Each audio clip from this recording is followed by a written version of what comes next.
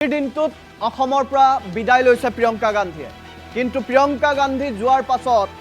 প্ৰিয়ংকা গান্ধীয়ে গৌৰৱ গগৈ পাকিস্তান লিংকৰ সম্পৰ্কত গুৰুত্বপূৰ্ণ মন্তব্য কৰিছে পাকিস্তান লিংকৰ সম্পৰ্কত দিলীপ শইকীয়াই প্ৰতিক্ৰিয়া ব্যক্ত কৰিছে প্ৰিয়ংকা গান্ধীয়ে যি কেইটা কথা কৈছে প্ৰিয়ংকা গান্ধীৰ প্ৰত্যুত্তৰ দিছে দিলীপ শইকীয়াই কেইবাটাও গুৰুত্বপূৰ্ণ মন্তব্য দুয়োজনে কৰিছে গৌৰৱ গগৈ পাকিস্তান লিংকৰ যিবোৰ খবৰ এই খবৰে কিন্তু কংগ্ৰেছৰ ভিতৰ চৰাটো আউল লগাইছে বহুতে কংগ্ৰেছ দল ত্যাগ কৰিছে গৌৰৱ গগৈৰ বাবে কংগ্ৰেছৰ একাংশ নেতা আতৰি যাব লগা এক পৰিবেশৰ সৃষ্টি হৈছে বুলি বিভিন্নজনে মন্তব্য কৰিছে ৰাজ্যৰ বিপদস্থ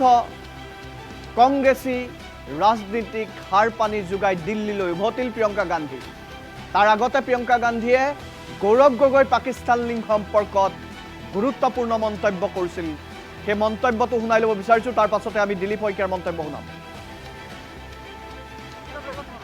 और जिस तरह से गौरव जी और उनके परिवार पर आक्रमण हो रहा है एक तरह से मुझे लगता है कि भारतीय राजनीति में और प्रदेश असम की राजनीति में एक मिसाल होना चाहिए कि ऐसी राजनीति गलत राजनीति है किसी के बच्चों पे किसी की परिवार पर इस तरह से वार नहीं होना चाहिए और खास तौर से जब सारा गलत सारा झूठ है और मेरे ख्याल से असम की जनता जानती है इन पे वार हो क्यों रहा है वार इसलिए हो रहा है क्योंकि इनसे वो घबरा रहे हैं क्योंकि वो घबरा रहे हैं ये देख के कि ये जो है एक सभ्य इंसान है ये एक सकारात्मक इंसान है ये एक दूसरी तरह की राजनीति लाना चाहते हैं जो एक्चुअली सच्चाई में असम की असली भावना है देखो अगर असम की जनता की असली भावना ये नहीं होती तो वो जुबिन गर्ग जैसे व्यक्ति से नहीं जुड़ती और जिस तरह से गौरव जी और उनके परिवार पर आक्रमण हो रहा है एक तरह এয়া প্ৰিয়ংকা গান্ধীয়ে কৰা মন্তব্য প্ৰিয়ংকা গান্ধীৰ মন্তব্যৰ ওপৰত দিলীপ শইকীয়াই প্ৰতিক্ৰিয়া ব্যক্ত কৰিছে গৌৰৱ গগৈ সম্পৰ্কত পুনৰ হৰব হোৱা দেখিবলৈ পোৱা গৈছে দিলীপ শইকীয়া গৌৰৱ গগৈ পাকিস্তান লিংক সন্দৰ্ভত যি কথা কৈছে আমাক অত্যন্ত ক্ষোভিত কৰিছে গৌৰৱ গগৈক ৰক্ষণাবেক্ষণ দিয়াৰ স্বাৰ্থত দেশৰ জনতাক বিপথে পৰিচালিত কৰিছে বুলি দিলীপ শইকীয়াই মন্তব্য কৰিছে গৌৰৱ গগৈৰ পাকিস্তান লিংক বিষয়টো ব্যক্তিগত বিষয় নহয় বুলি দিলীপ শইকীয়াই মন্তব্য কৰিছে দেশৰ নিৰাপত্তাৰ বাবে অতি গুৰুত্বপূৰ্ণ বিষয় বুলি কৈছে দিলীপ শইকীয়াই ৰাষ্ট্ৰীয় নিৰাপত্তাৰ প্ৰতি কিমান দায়বদ্ধ ইয়াৰ পৰাই প্ৰমাণ হৈছে বুলি দিলীপ শইকীয়াই মন্তব্য কৰিছে প্ৰিয়ংকা গান্ধীৰ মন্তব্যক ধিক্কাৰ দিছোঁ নিন্দা কৰিছোঁ বুলি দিলীপ শইকীয়াই মন্তব্য কৰিছে গৌৰৱ গগৈও কথাবোৰ স্পষ্টকৈ আজিলৈকে কোৱা নাই লুকুৱাই ৰাখিছে ৰাহুল গান্ধী মল্লিকাৰ্জুন খাৰ্গেৰ প্ৰতিক্ৰিয়া আজিলৈকে নাই বুলি দিলীপ শইকীয়াই কটাক্ষ কৰিছে দিলীপ শইকীয়াৰ এই মন্তব্যটো শুনাব বিচাৰিছোঁ গগৈৰ পাকিস্তান লিংক সন্দৰ্ভত অত্যন্ত আমাক ক্ষোভিত কৰিছে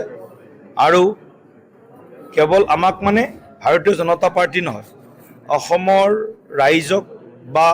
সমগ্ৰ দেশৰ ৰাইজক তেখেতসকলে আকৌ এবাৰ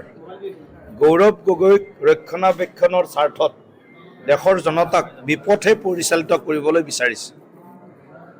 কাৰণ গৌৰৱ গগৈৰ পাকিস্তান ভ্ৰমণ বা পাকিস্তান লিংক এইটো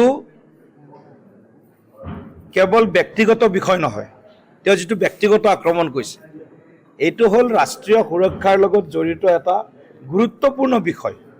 গতিকে ৰাষ্ট্ৰীয় সুৰক্ষাৰ বিষয় এটাকো কংগ্ৰেছৰ দলৰ এগৰাকী সাধাৰণ সম্পাদিকাই কেনেদৰে লঘু কৰিব পাৰে সৰু কৰিব পাৰে অৰ্থাৎ ৰাষ্ট্ৰীয় নিৰাপত্তা ৰাষ্ট্ৰীয় সুৰক্ষাৰ প্ৰতি তেওঁলোক যে দায়বদ্ধ নহয় ৰাষ্ট্ৰৰ সুৰক্ষাৰ বিষয় এটাক এজন ব্যক্তিৰ লগত তুলনা যেতিয়া কৰে এইটোৱে প্ৰমাণ কৰে যে প্ৰিয়ংকা গান্ধী ডাঙৰীয়ানীৰ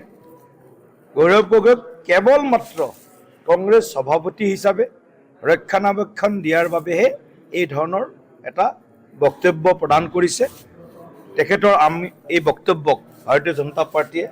আমি তীব্ৰ ধিক্কাৰ দিছোঁ নিন্দা কৰিছোঁ আৰু যিখিনি কথা কোৱা বুলি মই অকণমান আগত যা চাইছোঁ শুনিছোঁ গতিকে গৌৰৱ গগৈ ডাঙৰীয়ায়ো পাকিস্তানৰ লিংক সন্দৰ্ভত এতিয়ালৈকে মানে আচল কথাটো কোৱা নাই লুকাই ৰাখিছে কথাবিলাক অসমৰ ৰাইজক এতিয়ালৈ আসাম টক্স আপোচবিহীন অসম কণ্ঠ।